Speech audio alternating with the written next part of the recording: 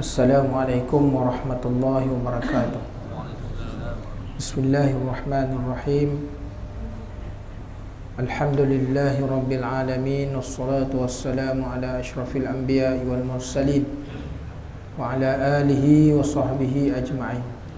Subhanaka la ilma lana illa ma 'allamtana innaka antal alimul hakim. ولا حول ولا قوة إلا بالله العلي العظيم. اللهم لا سهل إلا ما جعلته سهلا وأنت تجعل الحزن إذا شئت سهلا. اللهم فقهنا في الدين وعلمنا التأويل. اللهم زدنا علما، اللهم زدنا علما، اللهم زدنا علما. أما بعد. Alhamdulillah, syukur kepada Allah Subhanahu wa taala kerana kita masih lagi diberikan kelapangan oleh Allah Subhanahu wa taala dengan nikmat iman dan Islam yang berterusan. Mudah-mudahan Allah taala menjadikan hidup dan mati kita ni dalam keadaan iman dan Islam yang berterusan. Mudah-mudahan Allah taala memberi kejayaan hidup dunia dan akhirat, insya-Allah.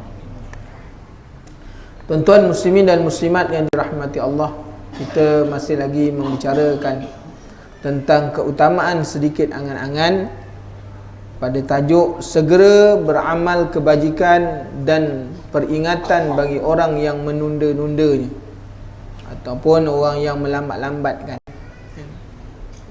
Qala musannifu rahimahullahu ta'ala wa nafa'ana Allah bi'ulumihi fi daraini. Ada seorang yang sedang menunggu dua saudaranya yang sedang bepergian. Salah seorang dari mereka akan pulang esok dan satunya lagi akan pulang 1 bulan atau 1 tahun lagi. Sudah tentu ia akan menyiapkan penyambutan untuk saudaranya yang akan datang esok, bukan bagi saudara yang datang sebulan atau setahun lagi. Jadi tuan-tuan muslimin dan muslimat yang dirahmati Allah, sebenarnya Imam Ghazali memberi kata-kata ni sebagai satu kiasan sebenarnya. Mati, dia sebenarnya dia nak memberitahu kepada kita soal mati. Kan? Mati ni dia boleh datang esok, boleh datang bila-bila waktu. Kullu nafsin za'iqatul maut, yang bernyawa pasti matilah. Jadi mati ni boleh datang esok, lusa atau sebagainya. Jadi bagi orang yang diibaratkan bahawa kalau sekiranya orang yang musafir, dua orang yang musafir, maka kalau kita seorang memberitahu, contohnya mak kita ni atau saudara mara kita pergi haji, dia kata 5 hari bulan saya nak balik. Sudah tentu kita orang yang duduk di rumah terdiri daripada sanak saudara dan ahli keluarga telah membuat persiapan menyambut kepulangan orang yang dah sebulan meninggalkan kita. Kalau orang yang nak balik setahun lagi, nanti mak setahun lagi kita balik, lambat kan? Kita tak ada buat apa-apa. Sebab apa? Lama masa lagi yang kita nak kena ambil. Jadi begitulah maksudnya orang yang nak menghadapi kematian. Kalaulah sekiranya kematian ini diberitahu besok, sudah tentu malam ni orang akan semayang sampai besok pagi. Dia tak akan berhenti-berhenti buat ibadat kepada Allah Subhanahu wa taala. Jadi dengan sebab itu Imam Ghazali memberitahu, oleh kerana kematian ini adalah sesuatu yang tidak pasti waktunya bila tiba. Jadi dengan sebab itu persiapan mesti dilakukan sepanjang masa. Kan? Mungkin besok dia datang, mungkin lusa dia datang secara mengejut. Sebab tu dalam keadaan kita tidak bersedia menghadapinya. Jadi dengan sebab itu, oleh kerana kepulangannya ataupun kematian ini tidak diberitahu bila dia sampai, maka dengan sebab itu hendaklah orang yang ada akal, orang yang ada iman dia kepada Allah, percaya bahawa akan kembali kepada Allah Subhanahu wa taala, hendaklah mereka ni sentiasa buat persiapan sepanjang masa. Jangan dah takut baru nak ingat Allah. Jangan dah tak boleh mana bangun baru waktu tu nak semayang. Waktu segar-begar tak ingat dengan Allah, tak mau sujud kepada Allah Subhanahu wa taala. Waktu sehat, lidah boleh bergerak, mulut boleh bersuara, tak mau baca Quran. dah waktu sakit, dah batuk-batuk. Maknanya kalau dia baca Quran, batuk lebih lama daripada dia baca Quran. Bismillah nak tunggu Ar-Rahim tu sampai 3 minit baru nak habiskan batuk dia. Waktu dia sihat tak ada baca. Inilah dia tuan-tuan muslimin dan muslimat yang dirahmati Allah, pesanan Imam Ghazali kepada kita supaya apa? Bersiap sedia. Mati ni tuan-tuan, kita kena bersiap sedia menunggu dia, bukan dia yang datang makna tunggu kita. Maka dengan sebab itu demikianlah halnya dengan orang yang menunggu-nunggu datangnya kematian. Bila mereka mengira bahawa ajalnya hanya akan datang setahun lagi, tentu akan lebih menyibukkan diri dan hal-hal yang datang lebih dahulu. Mana dia tahu bahawa kalau sekiranya Allah Ta'ala kata umur kau ni tahun depan mati, kan? Sudah tentu dia kata ni macam-macam hal lagi urusan dunia, kan? Sebab tu bila kita tengok pada waktu sekarang, orang kata kenapa lama tak datang masih? Allah, anak-anak sekarang banyak mengurus anak-anak. Bila anak dah besar semua, lama tak nampak. Allah, anak-anak dah besar ni macam-macam hal pula, tak boleh sampai juga. Bila anak-anak dah selesai kahwin, dah lama tak nampak ni, kan anak-anak semua dah kahwin, Allah, dah ada cucu pula. Habis bila nak sampai tuan-tuan? Inilah alasan-alasan yang dikemukakan oleh orang manusia, kan? Dia kemukakan kepada kita ni dengan menjadi satu sebab mengapa dia tidak boleh hadir dalam maknanya dalam melakukan ketaatan kepada Allah. Sebab kita alasan kita banyak. Sedangkan kalau mati datang, dia ada boleh tunggu. Wahai malaikat maut, tunggu sekejap lah, anak nak kahwin ya. Tunggu minggu depan, lepas habis kahwin ambil lah. Malaikat maut kata tak ada. Iza jaa ajaluhum, Allah sebut la yastakhiruna sa'atan wala yastaqdimun. Kalau sekiranya mati datang, dia tak cepat, dia tak lambat, sampai masa jalan. Jadi tuan-tuan muslimin dan muslimat yang dirahmati Allah, ini pesanan yang kita kena ambil ingat. Bagi orang-orang yang belajar tuan-tuan, kita datang belajar mendengar tiap-tiap minggu, janganlah kita menjadi serupa orang yang tak datang belajar. Kerana Allah Subhanahu Wa Taala menyebut adalah maknanya orang tidak sama orang berilmu dengan orang yang tak berilmu. Hari ini kalau kita ada ilmu, kita tak beramal dengan ilmu, maka kita 500 tahun lebih dahulu masuk dalam neraka Allah Subhanahu Wa Taala daripada orang yang jahil. Orang jahil tentu dah dia masuk neraka dengan sebab kejahilan. Tapi orang yang ada ilmu, dia dengar tiap-tiap minggu ilmu, dia tiap-tiap minggu peringatan, tiap-tiap minggu makna nasihat. Tapi kalau dia tidak boleh beramal dengan ilmu yang dia dengar, maka dia 500 tahun lebih dahulu daripada orang jahil masuk dalam neraka Allah. Ini yang paling kita bimbang tuan-tuan, muslimin dan muslimat yang dirahmati Allah. Ia pasti akan meremehkan datangnya hari yang sangat menentukan itu. Lupa apa yang mesti ia kerjakan dengan menyonsong hari tersebut. Jadi maknanya kita ni biasanya lupa. Orang tua kata pepatahnya apa? Bahawa jerat tidak melupakan pelanduk, kan? Tapi pelanduk selalu lupa akan jerat.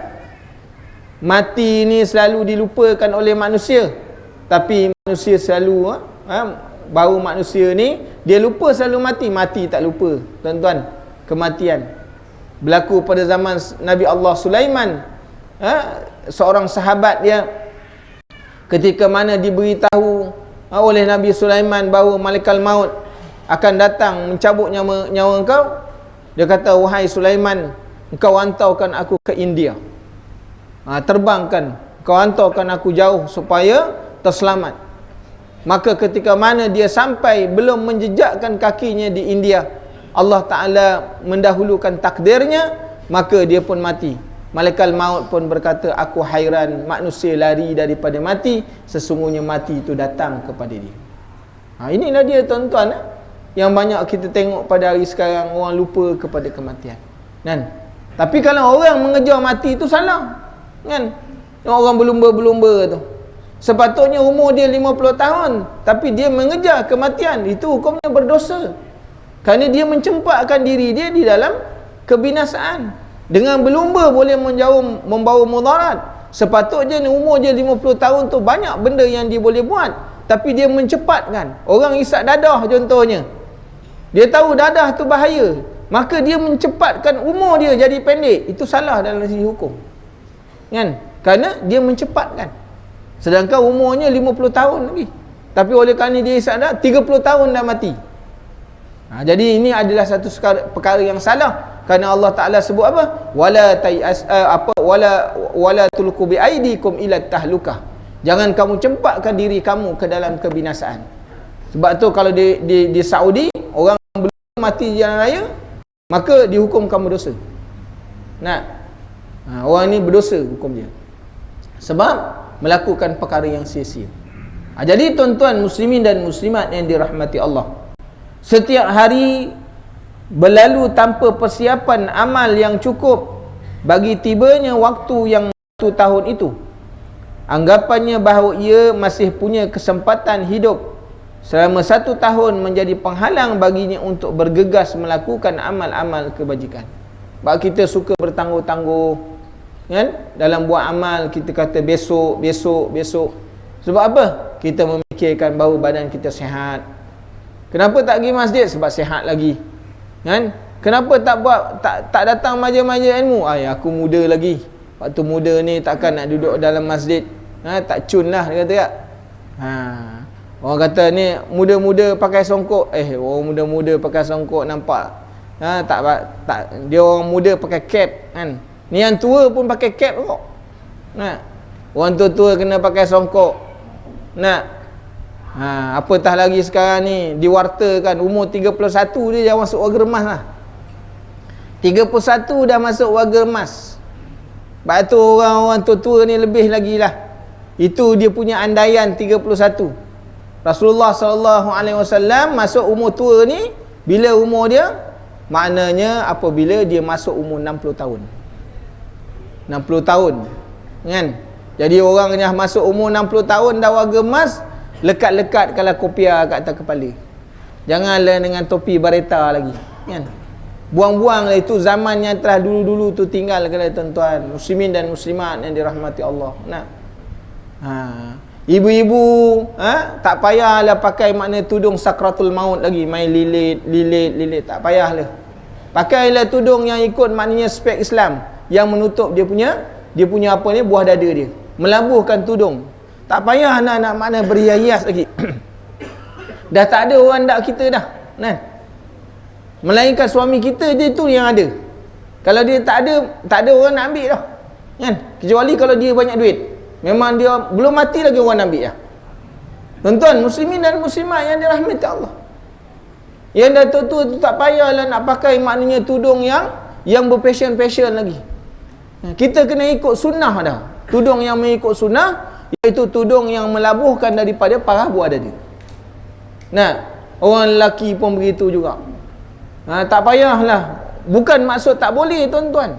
Rasulullah SAW tidak pernah mendedahkan aurat dia. Walaupun maknanya aurat lelaki ni di antara pusat dengan lutut, tapi Rasulullah tak pernah pakai baju pendek, kan? Rasulullah semua pakai baju panjang yang ada butang yang dikancing. Jadi kalau kita umur 60 tahun tu, banyak kalah pakai pakaian yang macam tu. Tak payah nak tunjuk body lagi lah, kan? Body kalau naik ke atas tak apa, ni turun ke bawah, tuan-tuan. Orang sadu ke atas, dia sadu ke bawah. Tak payah lah, tuan-tuan. Bukan marah, tuan-tuan. Tak salah, hukum tak salah. Tapi kena mengikut dah kita punya zaman dah. Kita punya zaman dah kita kena ikut. Sebab bila kita mengikut zaman dengan pakaian, dengan cara kita bercakap, mengingatkan kita kepada mati. Bila dah lekat ke atas ni kepala, sapu aja kepala. Nak tengok orang pun liur mata, tak berapa nak jadi. Tengok juga, keling-keling juga, tapi tak berapa lah. Dulu reverse 24, kan? Sekarang ni bila dah ada songkok, fikir dosa bab tua dah. Tuan-tuan muslimin dan muslimat yang dirahmati Allah. Dengan sebab itulah kenapa dalam Islam Rasulullah SAW melarang daripada cabut uban. Rasulullah kata jangan cabut uban, kerana Allah Ta'ala rasa malu dengan orang yang beruban ni, kan? Orang yang beruban ni Allah Ta'ala malu dengan dia. Sebab apa? Dah tua. Kan? Jadi dengan sebab itu uban jangan dicabut. Supaya apa? Mengingatkan kita kepada Allah, mengingatkan kita kepada akhirat. Baik, bila kita ada benda-benda yang macam ni, maka kita sentiasa akan bersiap sedia. Mati tak lama lagi kita akan hampir kepada Allah, kan?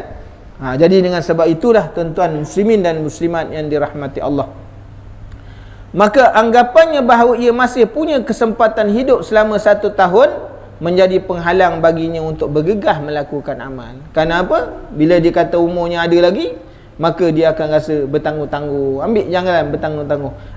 Akibatnya ia selalu menunda-nunda untuk melakukan amal baik. Inilah yang berlaku pada kita. Kita tak usah cermin orang lain, tuan-tuan. Kita cermin diri kita sendiri. Kan? Kita cermin diri kita sendiri. Adakah ini berlaku pada diri kita? Dan memang berlaku pun. Saya cermin diri saya sendiri. Saya tak mau cermin orang lain. Kan? Kita umur dah separuh abad. Amal sembahyang pun masih ada lagi yang tidak sempurna. Kan? Sembahyang pun ada waktunya, kadang-kadang malas nak buat. Sembahyang tu dalam keadaan malas.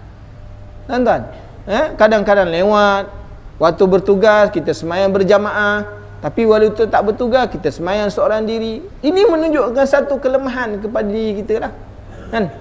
Sedangkan kelebihan sembahyang berjamaah ni besar. Tapi kita yang faham, kita kadang-kadang kita tak dapat nak melaksanakan. Buat apa? Kata kita memikirkan ada 10 tahun lagi bekerja, lambat lagi mati ya kan.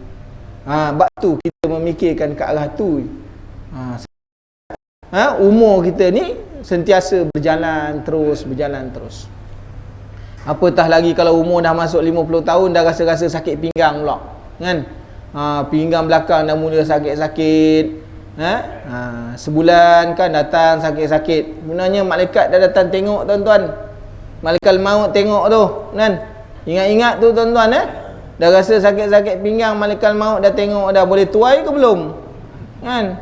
Jangan duk seronok aje. Tak? Untuk bagi tahu no, saya ni dah 2 minggu sakit pinggang. Rasa macam nak jalan pula rasanya. Tak? Apa cakap ni celupa benar. Dia pula marah. Sebab dia tahu kalau kita tak ada, dia janda. Siapa nak jaga? Sebab tu tuan-tuan muslimin dan muslimat yang dirahmati Allah, anak masih lagi dalam menempuh arus kehidupan lagi. Siapa yang nak urus? Sebab tu kita kena buat persiapan. Abdullah bin Abbas radhiyallahu an berkata, Nabi SAW bersabda kepada seorang sahabat yang meminta nasihat kepada baginda. Itu sebabnya kita tengok para sahabat maknanya sentiasa minta nasihat. Sebab tu ini menjadi satu sunnah bahawa kita hidup dekat atas dunia, rajin-rajinlah minta nasihat kepada orang-orang alim, orang berilmu, kan? Disuruh, ini jadi satu sunnah sebab para sahabat melakukan. Jumpa Rasulullah minta nasihat, jumpa Rasulullah, ausini ya Rasulullah, jumpa Rasulullah, ausini ya Rasulullah. Maka itulah sepatutnya amalan kita bila jumpa dengan orang alim, minta nasihat, kan? Minta doa. Ini antaranya perkara yang disuruh, tuan-tuan, muslimin dan muslimat yang dirahmati Allah. Ketika mana datang seorang lelaki bertemu Rasulullah sallallahu alaihi wasallam, dia minta nasihat, maka Rasulullah sallallahu alaihi wasallam beritahu kepada dia, manfaatkanlah 5 hal sebelum datang 5 hal yang lain. Rasulullah beritahu, kau kena manfaatkan 5 sebelum datang 5 lagi. Apa dia? Masa mudamu sebelum datang masa tua kamu. Ini nasihat yang mengingatkan kita, tuan-tuan. Kerana setiap orang akan melalui masa muda dia, kan? Masa muda ni adalah masa yang Allah Ta'ala beri dia kekuatan. Dia nak berdiri lama, dia nak rokok lama, dia nak sujud lama, dia nak baca Quran lama. Semua dia boleh buat. Sebab apa? Dia punya kemampuan. Dia punya kemampuan. Kalau dia pergi umrah tu tiap-tiap hari, siang malam dia boleh buat umrah. Kita tak mampu. Orang tua-tua tak mampu. 2 hari sekali baru pergi sekali. Tak? Dia tiap-tiap malam. Tiap malam habis je, nanti pagi pergi lagi.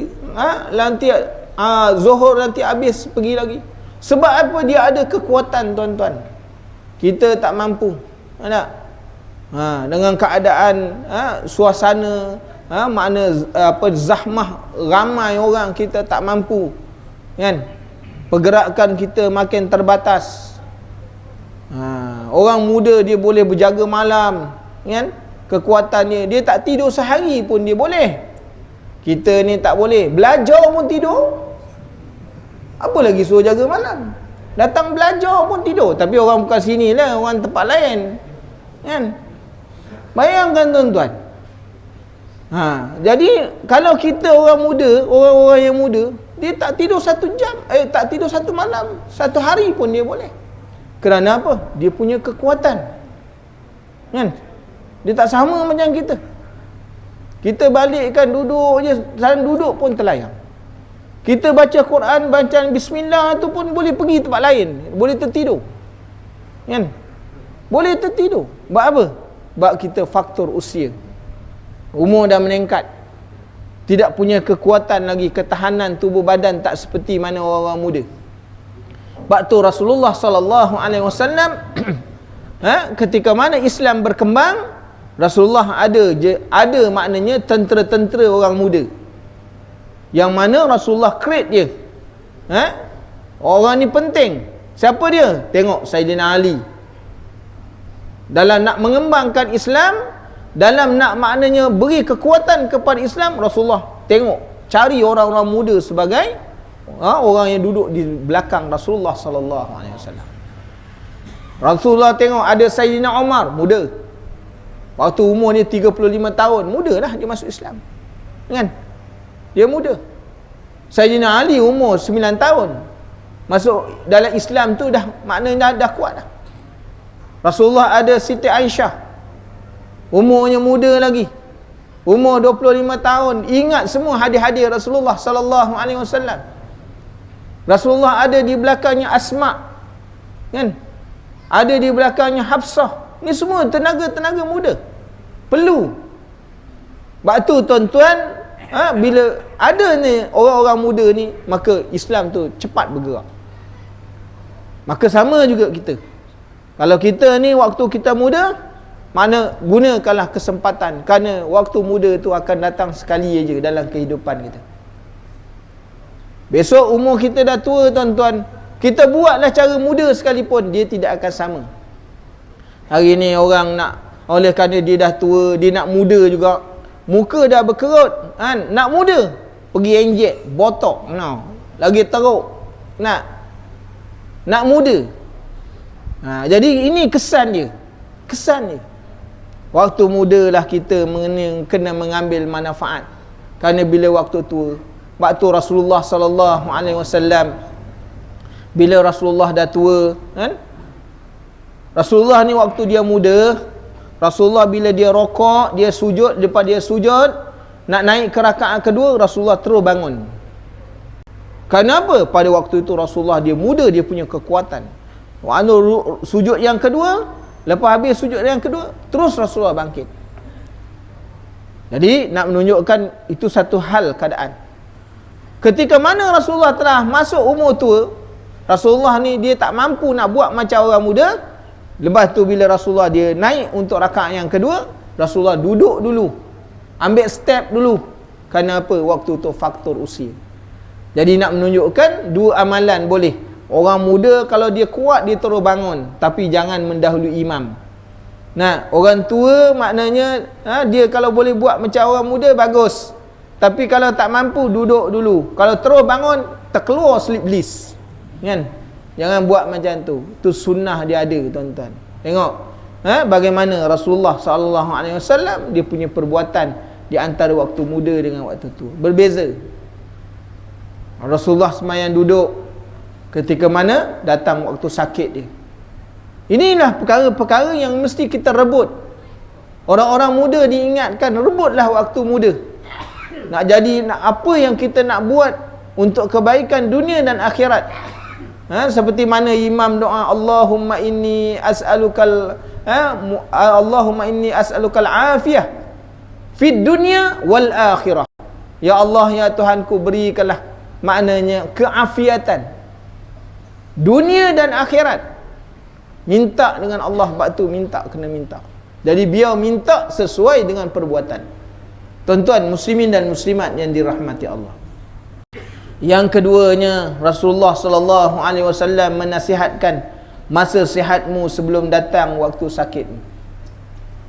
Hari ini tuan-tuan muslimin dan muslimat yang dirahmati Allah, banyak orang kata kalaulah sihat. Itu semua kalam yang tak boleh pakai. Ni kalam-kalam dusta, tuan-tuan. Kalam dusta ni nampak dekat dunia lagi dekat nampak.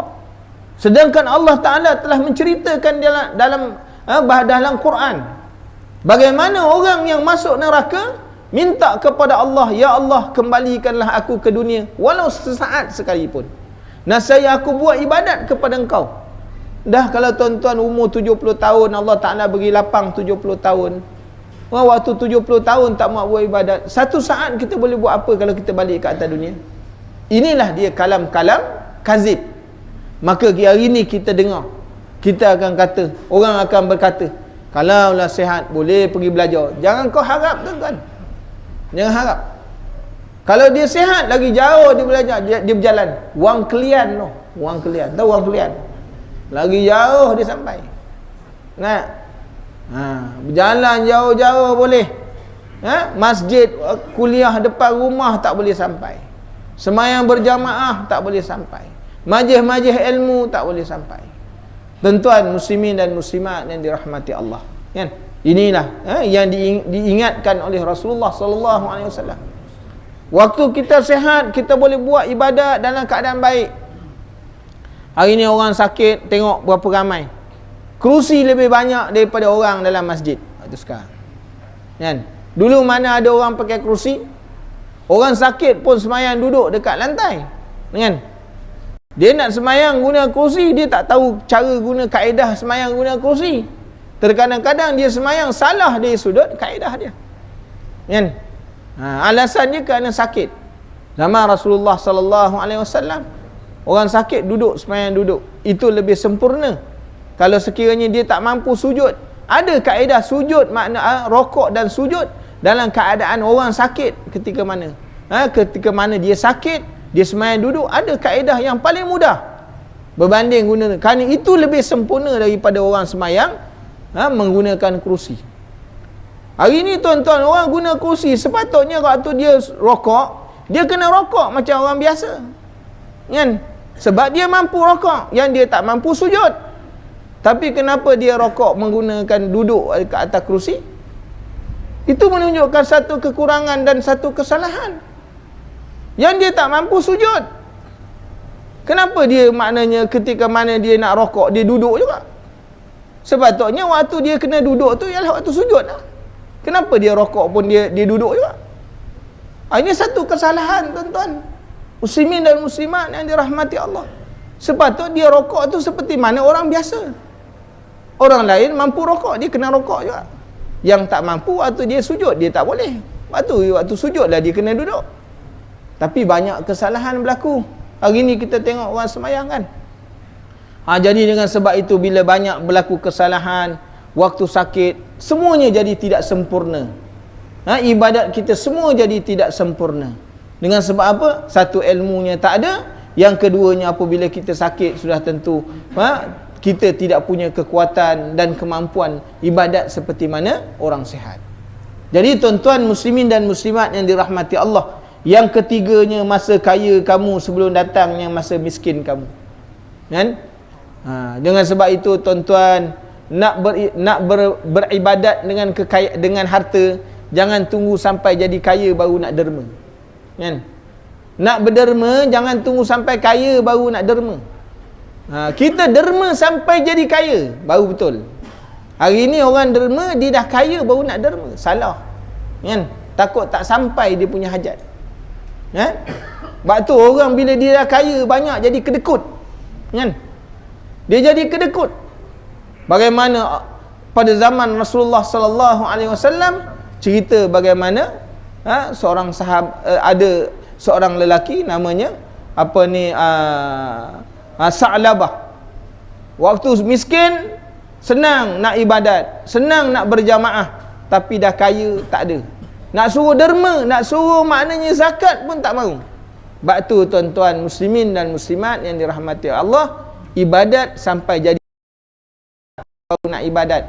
Baca Quran sampai jadi pandai, bukan dah pandai baru nak baca Quran. Ini salah semua kita punya. Kan? Hari ni orang kata, "Mainlah baca Quran." Tak reti lah. Lagi tak reti dia nak baca sampai jadi pandai. Biarlah kita salah sebut huruf sekalipun, sebab kita masih belajar, Allah Ta'ala ampunkan dosa kita. Kalau kita dah pandai baca, kalau salah, berdosa. Tapi kalau kita ni waktu kita belajar, kita tak pandai, kita baca Quran, salah, Allah Ta'ala ampunkan. Dia terbalik, tuan-tuan. Ini yang berbeza. Maknanya berderma lah sampai jadi kaya, bukan waktu kaya baru nak derma. Itu silap. Waktu kita kena betulkan mentaliti kita, tuan-tuan. Waktu Rasulullah sallallahu alaihi wasallam suruh guna kesempatan bagi orang yang diberikan Allah Ta'ala nikmat, kekayaan daripada harta benda dan sebagainya, maka gunakanlah harta benda ni untuk infak ke jalan Allah Subhanahu wa Ta'ala, supaya harta ni besok boleh menolong kita di depan Allah Ta'ala. Kan? Boleh menolong kita. Orang yang tak ada harta tu janganlah susah hati. Sebab tu cerita susah hati ni, orang kaya orang miskin ni, tuan-tuan, bukan hari ni punya cerita. Zaman Rasulullah sallallahu alaihi wasallam ada kumpulan orang miskin ni datang mengadu kepada Rasulullah sallallahu alaihi wasallam. "Ya Rasulullah, kami ni orang-orang miskin ni malang suruh dah." Rasulullah kata, "Apa sebab malang kamu ni? Kami orang miskin ni rugi benar lah ya Rasulullah. Apa yang sebab kau ni rasa menyesal rugi ni?" "Ya Rasulullah, apa tidaknya kami semayang, orang kaya pun daripada kalangan sahabat-sahabat kami pun semayang. Kami berzikir, dia pun berzikir juga. Mana sama. Kami bangun malam, dia pun bangun malam juga. Malah dia bangun malam lebih hebat daripada kami." Ini orang miskin mengadu keluhan dia. Bukan zaman orang miskin sekarang tak ada duit mengadu.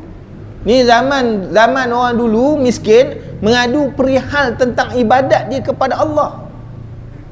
Cemburu dengan orang-orang kaya yang taat kepada Allah Subhanahu wa Ta'ala. "Ya Rasulullah, engkau ajarkan kami satu amalan, kami buat." Kemudian orang-orang kaya pun tahu, dia pun beramal juga. Oh, dia untung sungguh. "Kami ni rugi ya Rasulullah." "Sebab apa rugi?" "Kami tak ada harta, dia ada harta. Kami tak boleh derma, dia boleh derma." Maka kata Rasulullah sallallahu alaihi wasallam, itu kelebihan yang Allah Ta'ala bagi kepada mereka. Jangan kau susah hati. Sebab tu tuan-tuan muslimin dan muslimat yang dirahmati Allah, betapa dulu ni cerita ni, skrip ni bukan baru. Skrip ni zaman 1400 tahun dulu dah. Bagaimana orang-orang miskin mengadu depan Rasulullah sallallahu alaihi wasallam, menzahirkan, "Kami ni rugi ya Rasulullah. Kami ni sentiasa ketinggalan dengan orang kaya." Sebab orang-orang kaya pada zaman Rasulullah ialah orang-orang yang ingat kepada Allah Subhanahu wa Ta'ala.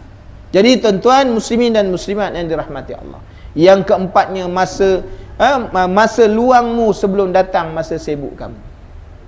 Kita hari ni banyak masa. Kita diberi semua oleh Allah Subhanahu wa Ta'ala 24 jam. Maka kita kena susun 24 jam tu betul-betul. Banyak masa terluang ke, banyak masa yang habis dengan kerja-kerja ibadat kita kepada Allah. Sebab tu kita nak tuan-tuan tengok sendiri, kan? Kita ibadat berapa jam? Kita semayang, kita kira daripada waktu subuh, kita semayang subuh berapa jam, kan? Subuh lagi cepat kita semayang. Sebab apa? Masing-masing bekerja, nak hantar anak sekolah, nak pergi kerja, ya? Takut jam kat tengah jalan. Sepatutnya kalau jam di tengah jalan, banyak masa dia boleh berguna untuk ibadat kepada Allah. Dia boleh zikrullah banyak-banyak, kan? Tapi apa yang dia duduk kat tengah jalan raya waktu jam? Dia main handset, dia tengok, hantar WhatsApp, kan? Melayari Facebook, kan? Betapa ruginya tuan-tuan muslimin dan muslimat yang dirahmati Allah. Sepatutnya waktu yang terluang dalam jam tadi, kita boleh guna untuk baca satu muka Quran, satu helai. Sebab dalam kita punya handphone ada maknanya perisian Al-Quran. Tapi berapa ramai orang yang masukkan perisian Quran, dia baca Quran, Melainkan dia sumbat kat telinga dia dengan earphone. Dia dengar lagu, kan?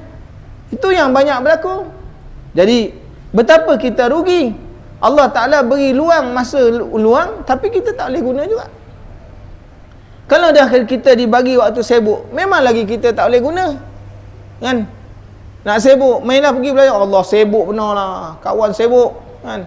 Tak boleh datang lah, kan? Tak apalah, awak lah jalan dulu. Marilah kita baca Yasin, malam Jumaat pergi ada baca Yasin. Tak apalah, kawan baca kat rumah. Sibuk lah kawan, sibuk juga, kan? Bila dah waktu lapang, tuan-tuan? Tak ada istilah waktu lapang dalam kehidupan. Sedangkan Allah Ta'ala beri ada lapang. Kalau kita nak kira kita sibuk dengan Rasulullah, Rasulullah lagi sibuk daripada kita. Hari ni kalau kita jadi pemimpin, kita kata sibuk, Rasulullah tu lebih sibuk daripada kita. Rasulullah ni bukan setakat pemimpin, dia menjalankan tugas dakwah. Pada waktu itu orang belum masuk Islam lagi, nak didakwah supaya kembali kepada Islam. Hari ni kita tengok banyak dah Islam dah, kan, tuan-tuan?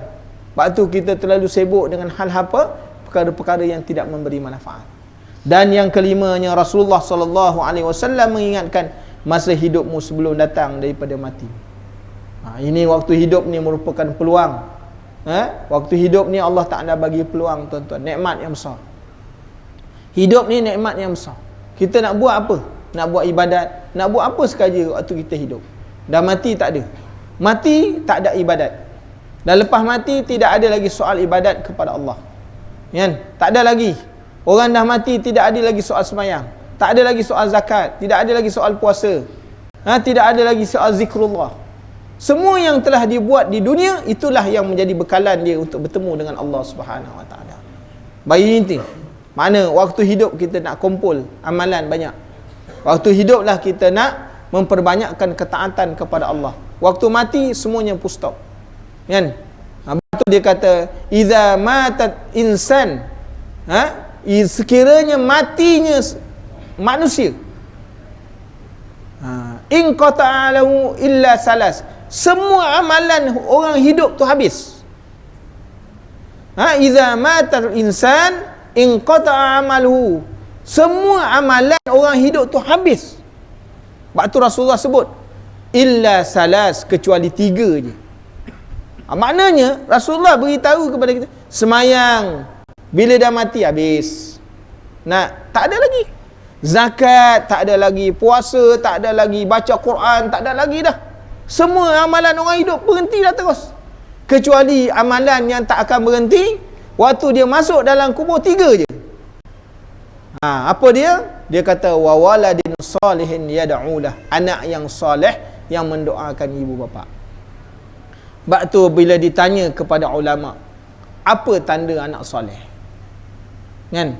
Apa tanda bahawa mengatakan, kalau orang-orang di depan kita ni menyebut saya orang soleh ustaz, apa tanda engkau orang soleh?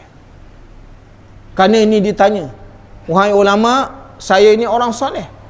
Maka ulama ditanya, apa tanda orang soleh? Dia kata, saya sembahyang, saya puasa, saya baca Quran. Rasulullah SAW menyebutkan tanda orang soleh, tanda anak soleh. Dia kata apa? Wa waladin salihin yad'ulah, tanda anak soleh ini yang ditinggalkan oleh mak bapak ialah anak yang mendoakan mak bapak dia selepas mak bapak dia mati. Kalau kita hidup, tuan-tuan, kaya, semayang pun banyak, puasa zakat banyak, tapi tak pernah maknanya mendoakan ibu bapa, itu belum lagi anak soleh lagi. Sebab tu Rasulullah sendiri sebut dalam hadis. Ada tuan-tuan lepas semayang doa, orang yang lagi banyak ia mendoakan, ini lagi tanda anak soleh. Kita satu hari kita doa mak bapak kita berapa banyak? Ada orang mendoakan mak bapak dia setahun sekali je. Bila? Hari raya. Itu pun kalau tak hujan. Kalau hujan tak pergi. Dia nak baca Yasin untuk mak ayah dia tu setahun sekali je. Kalau itu pun kalau hari raya tak dimansuhkan. Kalau hari raya dimansuhkan, memang tak ada baca Yasin langsung. Penyimpan maha besar mengatakan bahawa tahun ini hari raya dimansuhkan. Mengempah dia. Dah penat puasa sebulan, raya tak jadi. Kan? Tuan-tuan muslimin dan muslimat yang dirahmati Allah, kalau setahun sekali baca, tuan-tuan, mana tahun yang dibaca tu, itu waktu tu je dia jadi anak soleh. hari-hari lain dia tidak menjadi anak yang soleh. Sebab tu tuan-tuan, lepas semayang jangan lupa doakan mak bapak kita. Kerana apa? Kerana doa kepada ibu bapa tidak akan ditolak. Satu amalan yang tak ditolak oleh Allah Ta'ala ialah mendoakan mak bapak. Tak tolak tuan-tuan, kan? Satu amalan yang tidak ditolak pasti sampai pada mak ayah kita. Sebab apa? Kerana hadis menyebutkan yang demikian. Sebab tu tuan-tuan muslimin dan muslimat yang dirahmati Allah, nak buat amalan ni lah dia. Waktu ni lah, kan? Waktu kita hidup dan mati tak ada. Semuanya full stop belaka. Jadi ingat tuan-tuan, ini yang diberitahu oleh Rasulullah sallallahu alaihi wasallam kepada kita. Dan Rasulullah sallallahu alaihi wasallam bersabda, ni'matani maghbunun fihima kathirun minan nas. Dua nikmat yang membuat kebanyak orang tertipu olehnya. Ni dua nikmat Allah Ta'ala bagi, semua orang dapat. Tak ada orang yang mendakwa dia tak dapat nikmat ni. Kalau dia hidup dekat atas dunia, tidak ada orang yang mendakwa dia kata, ustaz saya tak dapat nikmat ni. Ini pembohong besar. Tak? Semua orang akan dapat, sama ada dia perasan, dia tak perasan, itu masalah dia.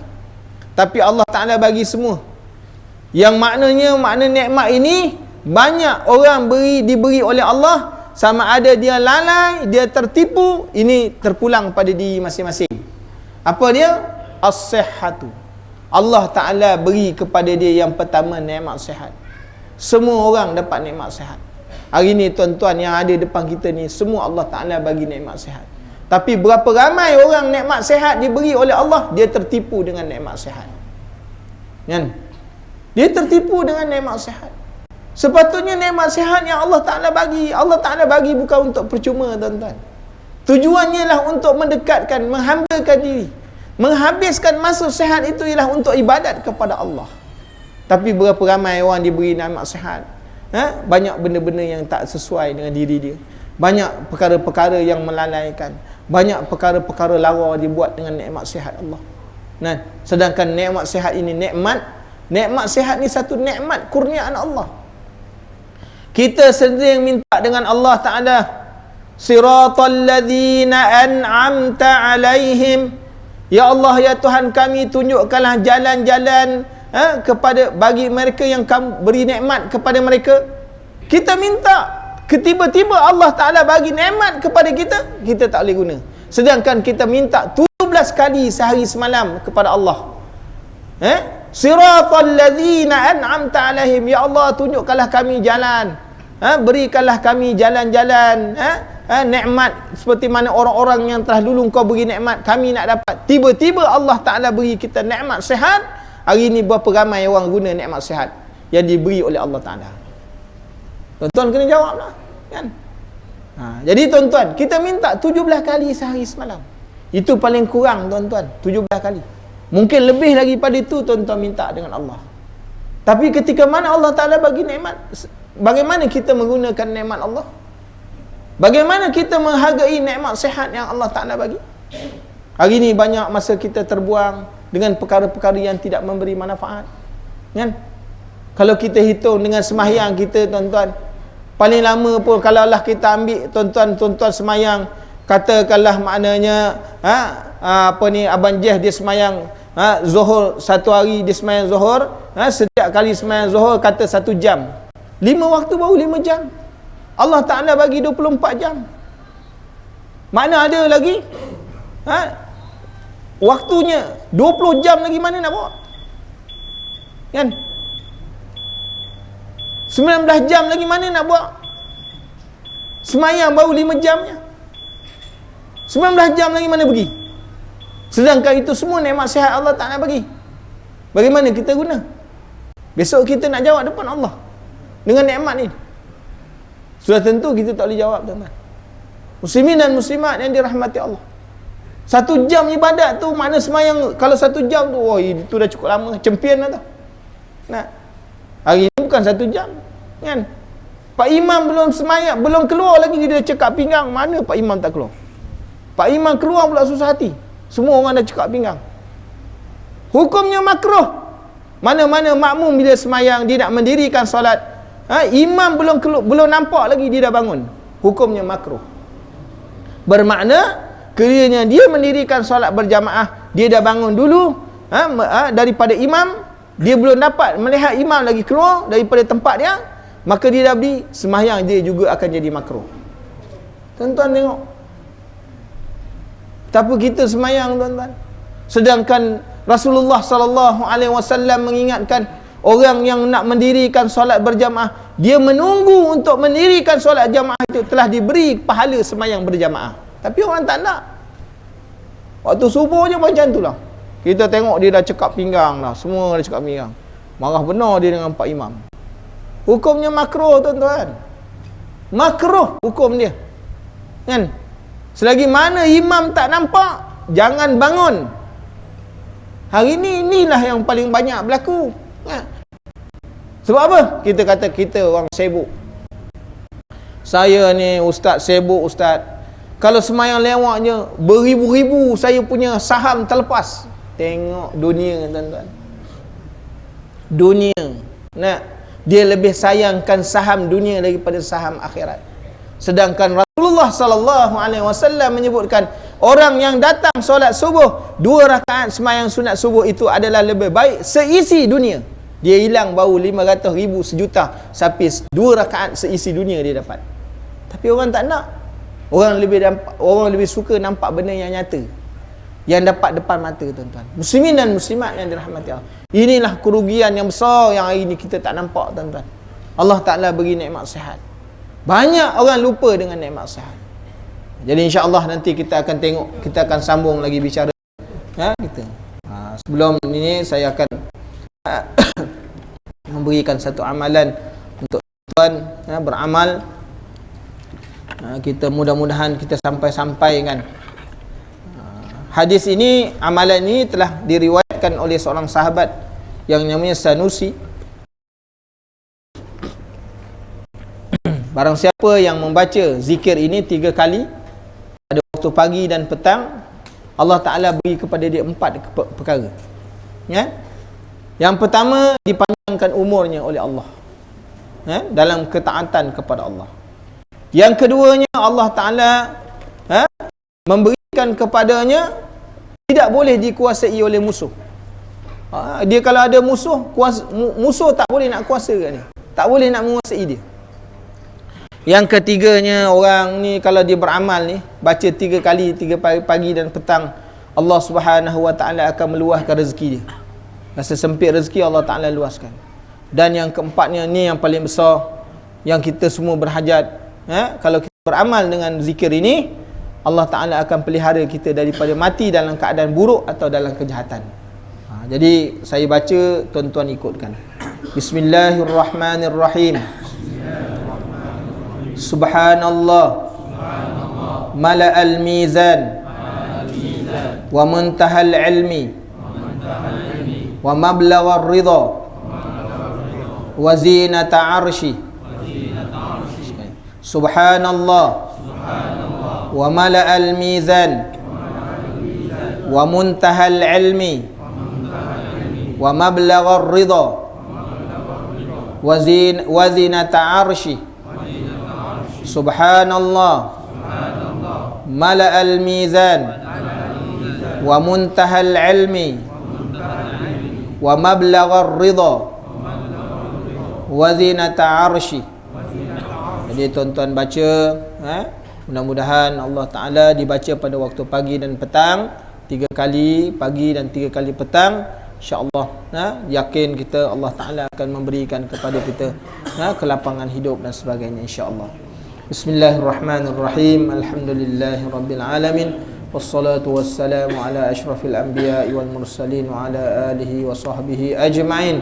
Allahumma inna nas'aluka ilman nafi'a wa rizqan tayyiba wa amalan mutaqabbala. Allahumma faqihna fid din wa 'allimna ta'wil. Allahumma zidna ilma. Allahumma zidna ilma. Subhanakallahumma wa bihamdika asyhadu an la ilaha anta astaghfiruka wa atubu ilaik. Saya baca, tuan-tuan ikutkan. Jazallah anna sayyidana Muhammadan sallallahu alaihi wasallam ma huwa ahlu. Jazallah anna sayyidana Muhammadan sallallahu alaihi wasallam ma huwa ahlu jazallah anna sayyidana Muhammadan sallallahu alaihi wasallam ma huwa ahlu.